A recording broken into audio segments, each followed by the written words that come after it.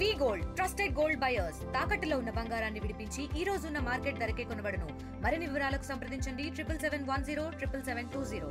రాష్ట్ర వ్యాప్తంగా bird flu అనేది పెద్ద ఎత్తున చర్చ జరుగుతున్నటువంటి నేపథ్యంలో మనతో పాటు వైద్య ఆరోగ్య శాఖ మంత్రి ఉన్నారు. ఏం చెప్తారు, అసలు ఎటువంటి చర్యలు తీసుకుంటున్నారు రాష్ట్ర వ్యాప్తంగా అనేది మంత్రి ద్వారా వినే ప్రయత్నం. సార్ ఏంటి సార్ బర్డ్ ఫ్లూ అనేది రాష్ట్ర వ్యాప్తంగా పెద్ద ఎత్తున చర్చ జరుగుతుంది? బర్డ్ ఫ్లూ మీద చాలా స్పష్టతను ఇచ్చారు. అచ్చెన్నాయుడు గారు పూర్తి స్పష్టతను ఇచ్చారు. బర్డ్ ఫ్లూ మీద ఏ రకమైన చర్యలు తీసుకుంటున్నామనే విషయాలు చెప్పడం జరిగింది. అయితే ఈ సందర్భంగా ఆరోగ్య శాఖ మంత్రిగా నేను చెబుతున్నది ఏంటంటే, ఒక దుష్ప్రచారం జరిగింది, ఇది మనుషులకు కూడా సోకుతుందనే దుష్ప్రచారం జరిగింది. అటువంటి విషయాల్లో వాస్తవం లేదు కాబట్టి ఎవరు ఆందోళన చెందాల్సిన అవసరం లేదు. అయితే ఈ సమయంలో ఈ బర్డ్ ఫ్లూ ప్రబలుతున్న నేపథ్యంలో చికెన్ తినొచ్చా లేదా అనే చర్చ కూడా జరుగుతుంది. కొన్నాళ్ళు తినకపోతే నష్టం లేదని నేను భావిస్తున్నాను. సార్ ముఖ్యంగా ప్రభుత్వ హాస్పిటల్లో కూడా ఇటువంటి ముందస్తుగా ఏమన్నా చర్యలు చేపట్టారా? ఎందుకంటే బర్డ్ ఫ్లూ అనేది ఒకవేళ స్ప్రెడ్ అయితే ఇంకా ఇటువంటి చర్యలు తీసుకోవడానికి ప్రభుత్వ వైద్యశాల ఆ ప్రశ్న ఉత్పన్నం కాదు. ఎందుకంటే అటువంటిది దాంట్లో ఆ బర్డ్ ఫ్లూ మనుషులు సోకిన దాఖలాలు లేవు. దాఖలాలు లేనప్పుడు అయితే అయినప్పటికీ అప్రమత్తంగా ఉంటున్నాం. ఏ రకంగా అయితే జీబీఎస్ మీద అప్రమత్తంగా ఉంటున్నాం, దీని మీద కూడా అప్రమత్తంగా ఉంటున్నాం. కానీ అటువంటి దాఖలాలు లేవు. దీనివల్ల అనవసరంగా ప్రజల్లో మరింత ఆందోళన పెరిగే అవకాశం ఉంది. అప్రమత్తంగా మాత్రం ఉన్నాం, సమీక్ష చేస్తూ ఉన్నాం. సార్ మరొక అంశం ముఖ్యంగా రాష్ట్ర వ్యాప్తంగా జరుగుతున్న వైసీపీ ఆరోపిస్తున్నటువంటి అక్రమ అరెస్టులు పెద్ద ఎత్తున చేస్తున్నారు కూటమి ప్రభుత్వం అని చెప్పేసి, అందులో వల్లభనేని వంశీ అంశం మీద ప్రస్తావిస్తున్నటువంటి నేపథ్యం మీరు కూటమి మంత్రిగా ఏం చెప్తారు?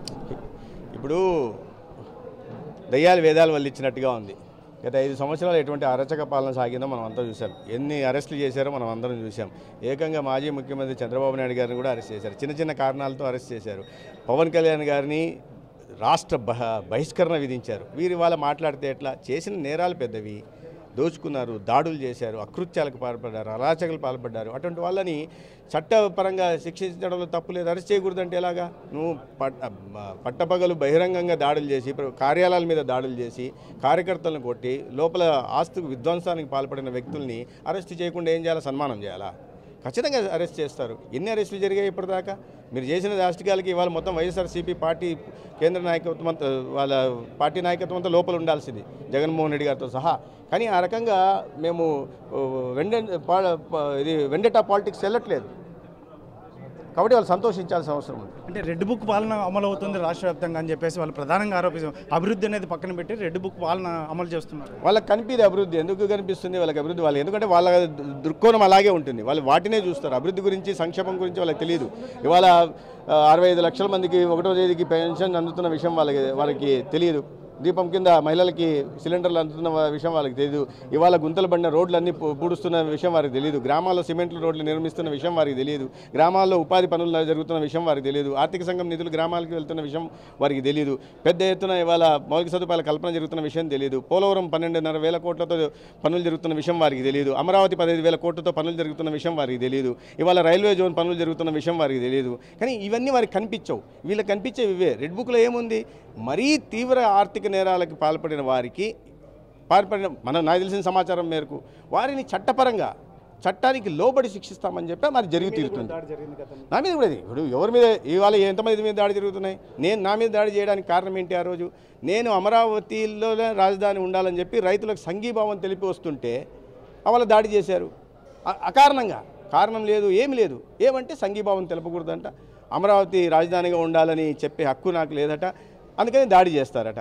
అవన్నీ ఆయన కనుసన్నల్లో, జగన్మోహన్ రెడ్డి గారి కనుసన్నల్లో, ఆనాడు సజ్జల రామకృష్ణారెడ్డి గారి కనుసన్నల్లో జరిగింది.